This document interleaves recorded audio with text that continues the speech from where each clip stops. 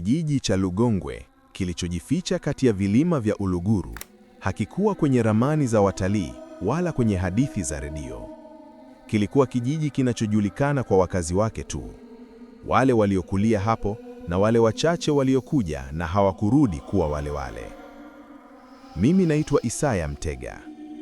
Nilifika Lugongwe mwezi wa 7, kipindi ambacho upepo wa baridi huanza kushuka milimani na usiku huwa mrefu kuliko kawaida.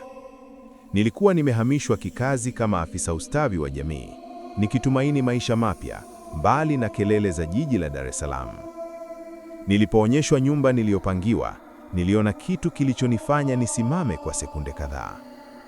Nyumba yangu ilikuwa inakabiliana moja kwa moja na nyumba ya mchungaji wa kijiji. Na hata kabla sijauliza chochote, niliona ule mwanga. Siku ya kwanza haikuwa ya ajabu. Watu walikuwa wakarimu, lakini walizungumza kwa tahadhari. Kila nilipotaja neno kanisa au mchungaji, macho yao yalikuwa yanakwepa. Usiku wa saa 4, umeme ulikatika kama kawaida ya vijijini. Nilikuwa nikitandika kitanda nilichokileta mwenyewe, niliposikia dirisha langu likipigwa na upepo mkali. Nilipogeuka kuangalia, nikauona mwanga mweupe uliokuwa hauna chanzo cha kawaida, ukitoka kwenye nyumba ya mchungaji Zablon Kweka. Mwanga ule haukuwa wa taa, haukuwa wa mshumaa. Ulikuwa kama kitu kinachopumua. Uliwaka, ukapungua, ukawaka tena. Kisha nikasikia sauti. Sio sauti ya mtu mmoja. Ilikuwa kama kikundi cha watu waliokuwa wanazungumza kwa sauti ya chini chini, lakini kwa wakati mmoja. Nilijikuta nikisema kwa sauti ndogo, hii haiwezekani. Lakini mwili wangu ulikuwa tayari umepoozwa kwa hofu. Asubuhi iliyofuata, nilikutana na mama mzee, Mama Ndeye, jirani yangu wa karibu. Nilimuuliza kwa utani, mbona nyumba ya mchungaji huwakataa hata umeme ukiwa umekatika? Alisimama ghafla. Uso wake ukakunjamana kana kwamba nimegusa kidonda cha zamani. Akanishika mkono kwa nguvu isiyoendana na umri wake. Akasema kwa sauti ya kunong'ona, kijana, usiangalie pale usiku. Kwa nini? Nikauliza. Alinitazama machoni kwa muda mrefu sana, kisha akasema, mwanga ule hauangazii walio hai. Maneno yale yaliniacha nikiwa baridi kuanzia shingoni mpaka nyayoni. Jumapili iliyofuata, nilikwenda kanisani kama sehemu ya kujitambulisha. Kanisa la Lugongwe lilikuwa jengo la zamani la matope ya udongo, paa la bati lililolia kila upepo ulipopita. Mchungaji Zablon alipanda madhabahuni. Alikuwa mtu mwenye uso tulivu, lakini macho yake hayakuwa na usingizi. Alipoanza kuhubiri, sauti yake ilikuwa laini mno, kana kwamba haikutoka kwenye koo la binadamu. Nuru sio kila mara huja kwa ajili ya wokovu. Wakati mwingine huja kukumbusha deni. Watu hawakusema amina, walikaa kimya. Nilihisi kitu kinakikazia kifua. Usiku huo saa 3 kamili, mwanga ulirudi. Lakini safari hii ulifika hadi dirisha langu. Kwenye kioo niliona kibuli cha mtu aliyesimama nje ya nyumba ya mchungaji. Kibuli kilikuwa kimeinama, kana kwamba kinatazama chini.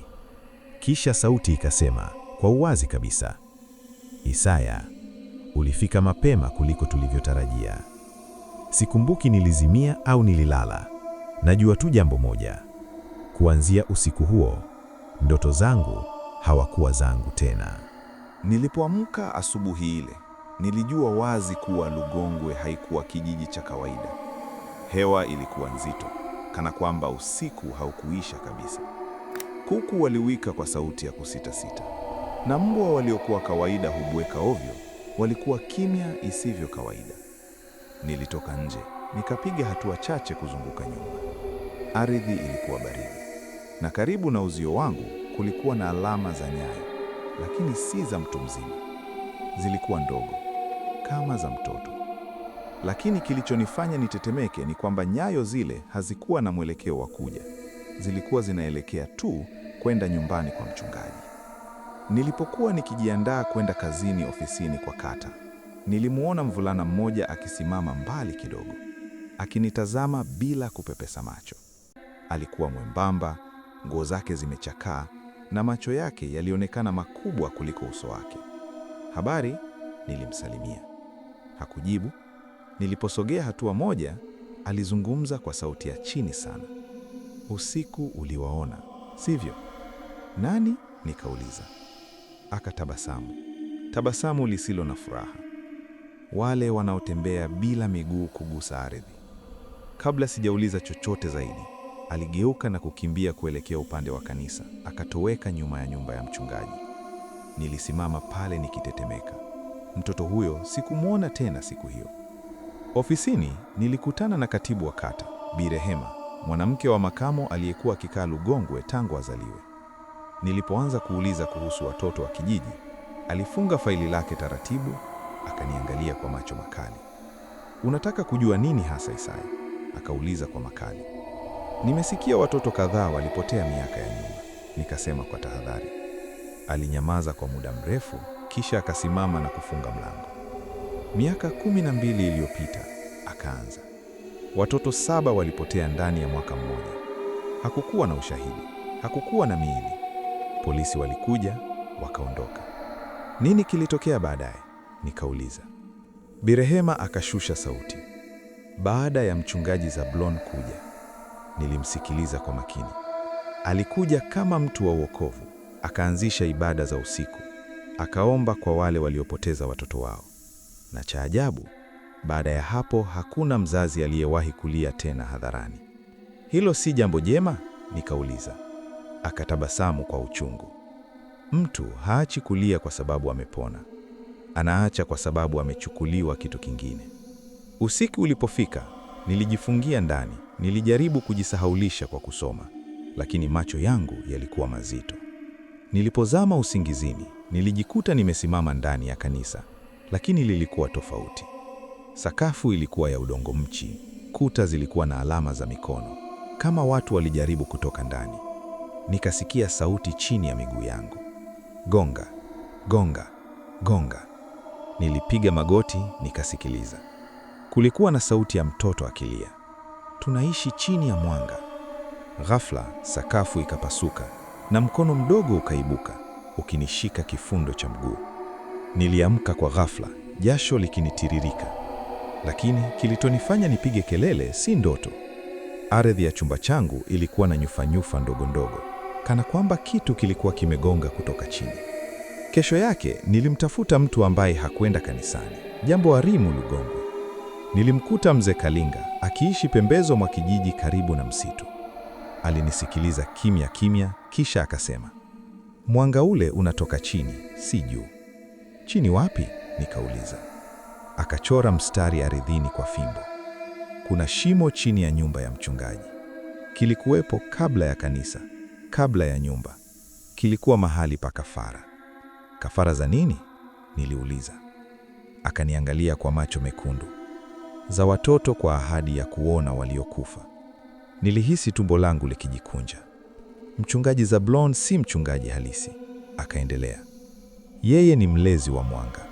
Kazi yake ni kuhakikisha walio chini hawasahauliki na hawakai kimya."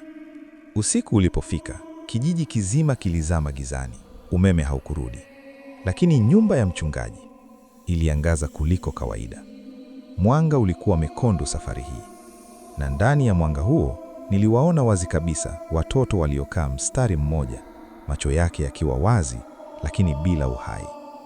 Midomo yake ikasogea kwa wakati mmoja. "Ni zamu yako kusikiliza." Ndipo nikasikia mlango wangu ukigongwa. Tar, tar, tar. Pole pole, kwa makusudio. Nilijua kabisa hii haikuwa tena hadithi ya kusikia. Ilikuwa imenichagua. Mlango ulipoendelea kugongwa, sikusogea mara moja. Moyo wangu ulikuwa ukipiga kwa kasi kiasi kwamba nilihisi kama ungepasua kifua. Tar, tar, tar.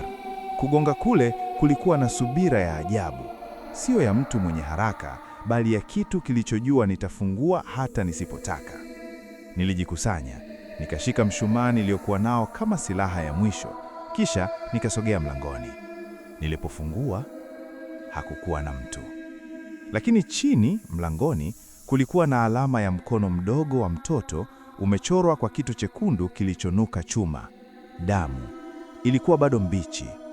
Kwenye ardhi kulikuwa na maneno mawili yameandikwa kwa herufi zisizo sawa: usiku wa leo. Sikuhitaji kuulizwa tena. Nilijua kile kilichomaanishwa.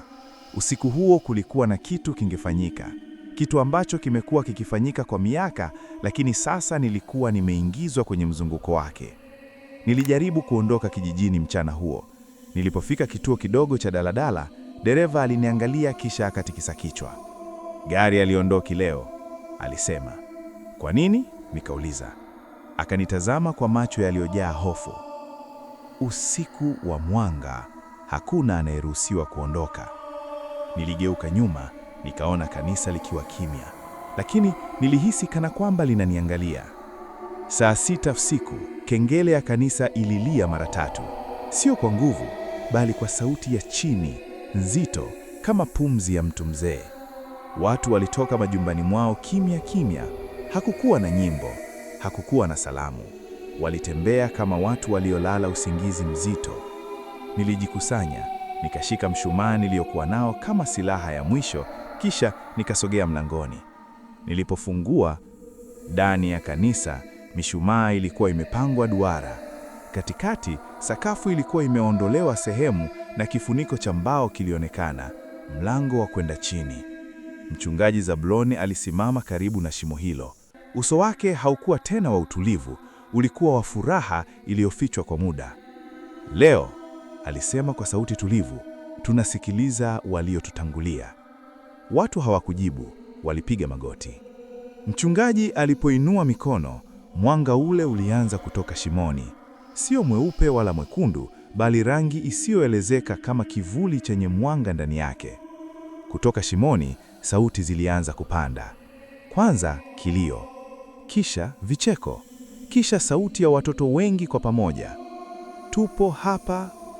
Ndipo nikawaona watoto 7 walipanda kutoka chini taratibu, miguu yao haikugusa sakafu. Nyuso zao zilikuwa zile zile zilizo kwenye kumbukumbu za Bi Rehema, lakini macho yao hayakuwa ya kibinadamu. Mchungaji Zabloni alipiga magoti mbele yao. Bado mnataka kusikilizwa? Wote kwa sauti moja, tunataka kukumbukwa. Mchungaji aligeuka na kuangalia waumini. Kila mwanga una gharama, alisema, na kila gharama inahitaji aliye tayari. Macho yake yakasimama juu yangu. Nilihisi baridi ikinipanda mgongoni. Isaya Mtega, alisema kwa sauti ya kutisha kwa utulivu, wewe ni mgeni, wewe bado una sauti safi. Watu wakaniangalia. Hakukuwa na huruma machoni mwao, kulikuwa na utupu. Chini, mchungaji akaamuru. Mikono mingi ilinivuta. Nilijaribu kupambana, lakini nguvu zao zilikuwa za ajabu, kana kwamba hawakuwa wao tena. Nilipoingizwa shimoni, harufu ya udongo mbichi na damu ya zamani ilinijia. Kuta zilikuwa zimejaa alama za kuwa.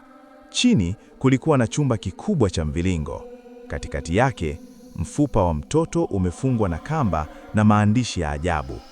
Sauti ikazunguka chumba. Mwanga unahitaji mwenye kubeba kumbukumbu. Mchungaji akashuka nyuma yangu. Ukikubali, alisema, utaishi. Ukikataa, utakuwa mwanga. Nilimwangalia. Hii ni ibada ya damu, nikasema kwa sauti dhaifu. Akatabasamu. Hapana, ni ibada ya kukumbukwa. Nilihisi kitu kikiingia kichwani mwangu, sio maumivu, bali kumbukumbu. Niliona watoto wakichukuliwa, niliona wazazi wakisahau, niliona mwanga ukiwaka kila mtu mpya anapokuja. Ndipo nikagundua ukweli wa kutisha zaidi. Mchungaji habaki milele. Kila kizazi kina mlezi wa mwanga, na wao walinichagua mimi. Nilipopanda juu, waumini walikuwa wameanguka chini kama wamezimwa. Watoto walikuwa wametoweka. Mchungaji Zablon alinitazama mara ya mwisho. Utajuma wakati wa kuanza. Kisha akapotea ndani ya mwanga. Asubuhi ilipofika, kanisa lilikuwa kimya, lakini nilipoangalia mikono yangu, ilitoa mwanga hafifu. Na mbali kidogo, mtoto yule niliyemuona siku ya kwanza akanitazama, akatabasamu. Karibu mchungaji. Nilikaa muda mrefu nikitazama mikono yangu. Mwanga ule haukuwa mkali, lakini ulikuwa hai, ulipumua pamoja nami. Kila nilipofumba macho, niliwaona wale watoto. Hawakulalamika, hawakuomba msaada, walikuwa wakisubiri. Nilijua jambo moja wazi, sikuwa tena Isaya mtega niliyekuja Lugongwe. Siku zilizofuata zilikuwa za ajabu. Watu walinitazama kwa heshima ya hofu. Hakuna aliyeniuliza kilichotokea usiku wa ibada, kana kwamba kulikuwa na makubaliano yasiyoandikwa. Kile kilichotokea chini ya kanisa hakikutajwa. Bi Rehema aliponiona ofisini, alisimama ghafla. "Umerudi salama?" alisema. Ndio hayo tu. Hakukuwa na swali, hakukuwa na mshangao.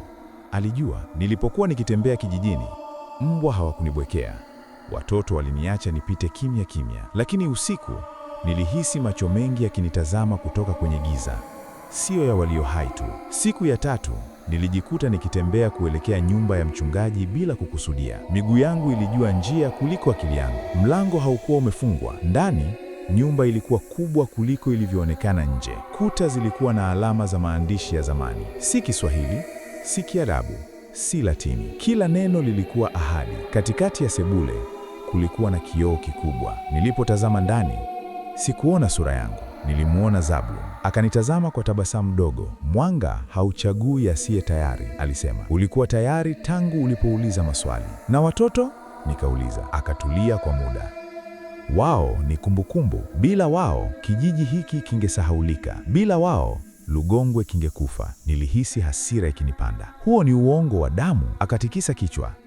"Ni bei ya kuendelea." Usiku mmoja nilijaribu kuondoka Lugongwe. Nilitembea hadi barabara kuu, nikabeba begi langu. Nilipofika mahali palipokuwa mpaka wa kijiji, mwanga ukaonekana mbele yangu ukinifunga njia. Sauti ya watoto ikasema, "Ukiondoka tutazimika." Nilirudi nyuma nikilia kimya kimya. Sikurudi kwa sababu ya hofu, nilirudi kwa sababu ya hatia. Nilianza kuwaangalia watu wa kanisa kwa jicho jipya. Walikuwa kama watu waliopata amani kwa gharama kubwa sana. Hawakuota tena, hawakukumbuka waliopoteza. Mama mmoja, Mama Asha, alinifuata baada ya ibada ya mchana. "Usiache mwanga uzimike," alisema kwa sauti ya upole. "Tulishindwa kubeba maumivu, wewe usishindwe." Maneno yake yaliniumiza kuliko laana. Usiku mmoja, mtoto yule wa kwanza alinitokea tena. "Kuna njia," alisema, "lakini itahitaji mmoja wetu apumzike." "Nani?" nikauliza. Akanitazama kwa macho yaliyokuwa na huzuni ya karne nyingi. "Mlezi mpya au kumbukumbu ya mwisho?" Nilielewa mara moja. Ili kuvunja mzunguko, mchungaji lazima afe bila mrithi. Mwanga lazima uzimwe kwa hiari. Nilikaa kanisani peke yangu, nikitazama shimo. Mwanga ulikuwa unadunda taratibu, kana kwamba unajua nilichokuwa nakifikiria. Sauti ya Zablon ikasikika nyuma yangu. "Usifanye kosa la kufikiri kuwa wewe ni bora kuliko sisi." Niligeuka. Labda si bora, lakini nimechoka na giza linalojifanya nuru. Mwanga ukang'aa kwa nguvu, watoto wakaanza kulia na kijiji kizima kikaanza kutikisika. Nilijua kile kitakachotokea usiku huo kitaamua kama Lugongwe itaendelea kuishi kwa mwanga wa damu au izame gizani pamoja na ukweli wake. Nikasimama katikati ya kanisa, nikavuta pumzi ndefu. "Kama ni lazima mtu abaki, basi iwe mwisho," nilisema kwa sauti inayotetemeka. Mwanga ukapanda juu yangu na gizani sauti zikajibu kwa pamoja, "Basi andika historia yetu kwa mwili wako." Usiku uliposhuka, haukuja kama kawaida. Hakukuwa na nyota, hakukuwa na mwezi.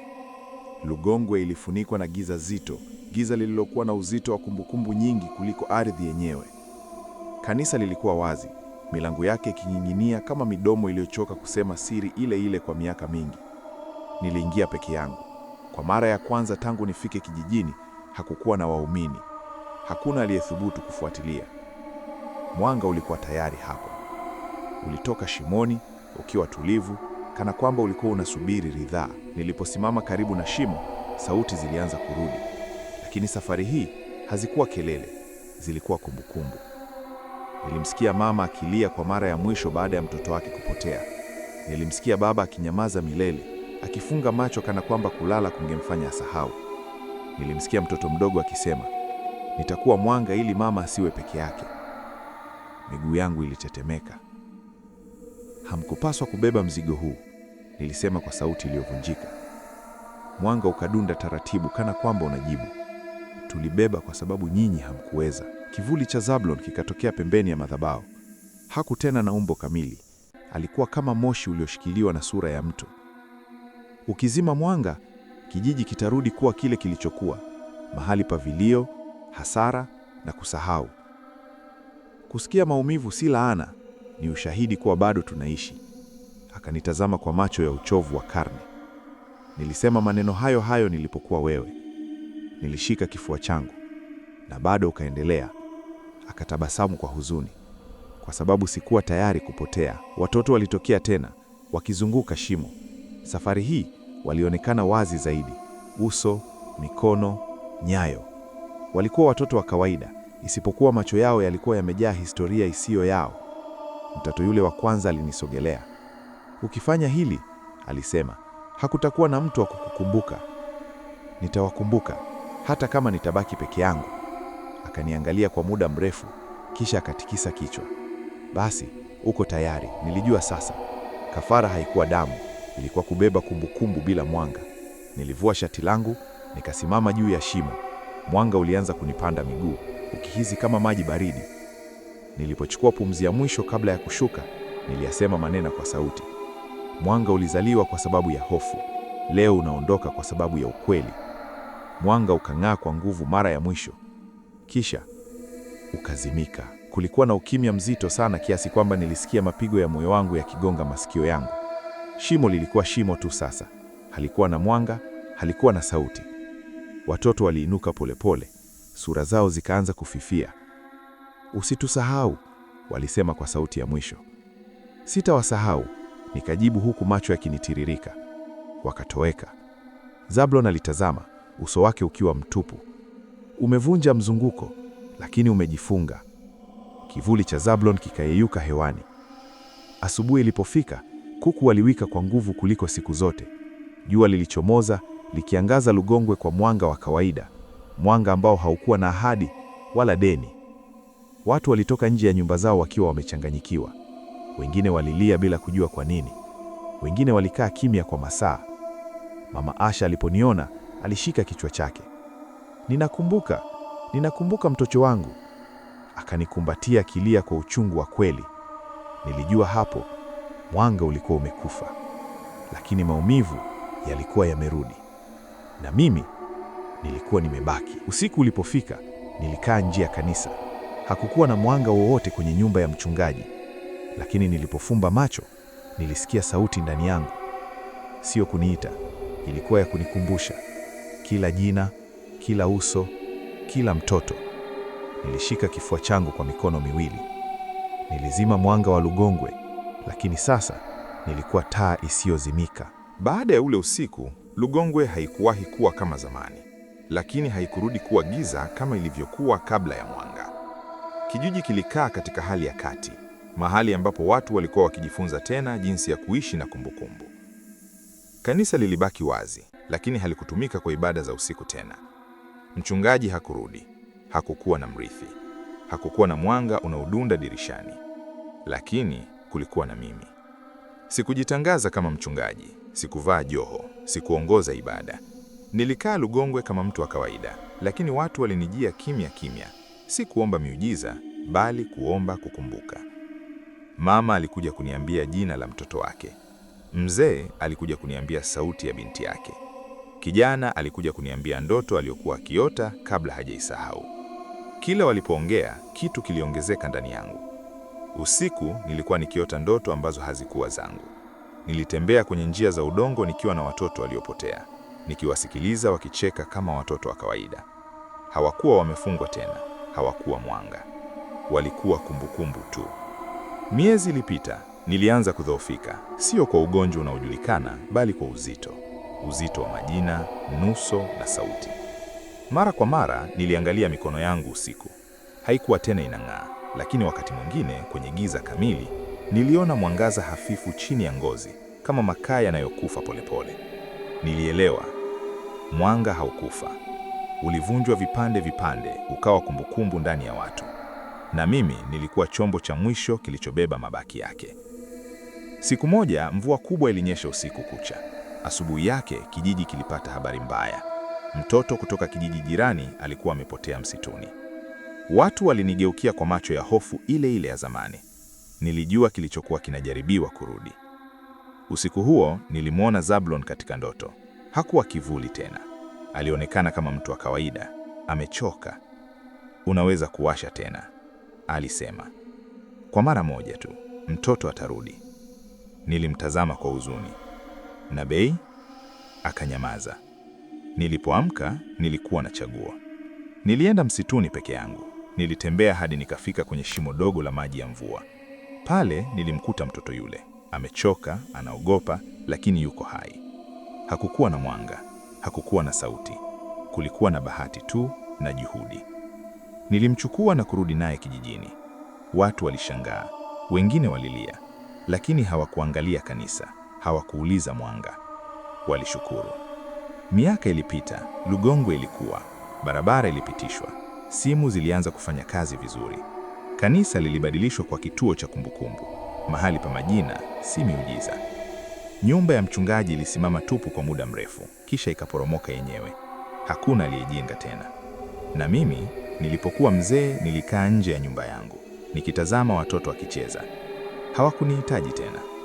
Usiku moja, mtoto mmoja alinijia na kuniuliza, "Babu, mwanga ulikuwa nini?" Nilitabasamu kwa uchovu. Ulikuwa njia ya watu kukwepalia. Siku yangu ya mwisho ilipofika, nililala kwa amani. Hakukuwa na mwanga dirishani, hakukuwa na sauti chini ya ardhi. Lakini kwa pumzi yangu ya mwisho niliwaona watoto wote waliopotea, wakicheza mbali, chini ya jua la kawaida.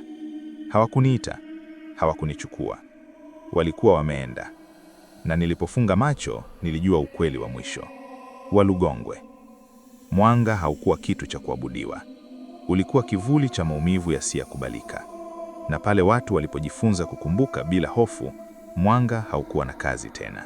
Kama simulizi hii imekugusa, imekutisha au imekufanya utafakari kwa undani, basi usiishie hapa. Bonyeza subscribe ili usikose simulizi nyingine nzito na za kutafakari. Usisahau like kama unapenda simulizi za kutisha zenye uhalisia wa Kiafrika. Na comment chini utuambie, je, wewe ungechagua kuzima mwanga au kuurithisha? Mpaka simulizi ijayo, kumbuka, giza si hatari kuliko ukweli unaoepukwa.